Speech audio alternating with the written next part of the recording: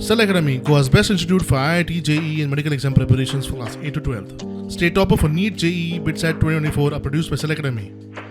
Admissions are now open for class 8 to 12th at our study centers in Margao, Vasco and Prudent. Book your seat today. Limited seats available. Sir, what happened? What is the order of the High Court in Luthra brothers and High Ajay? Court has just pronounced the order. High Court has allowed the petitions filed by the state government for cancellation of bail, for setting aside the order which was granted in favor of the Luthra brothers and Mr. Ajay Gupta by the Sessions Court. So that order has been set aside.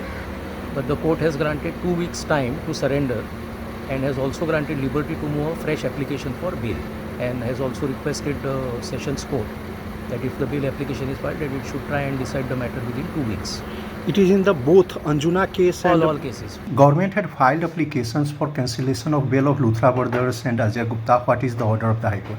Today the bail applications, what has happened, the trial court has granted bail. Against that, state has filed the proceedings challenging that order granting bail.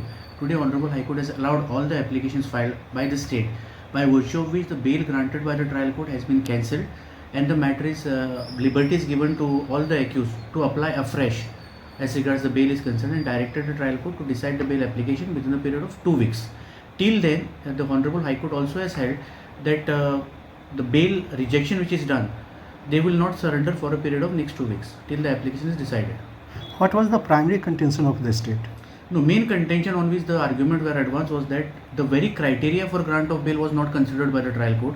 The order was perverse. The basic requirement which is required to be considered for the purpose of grant of bail, like nature of offence, gravity of offence, all those factors were not considered.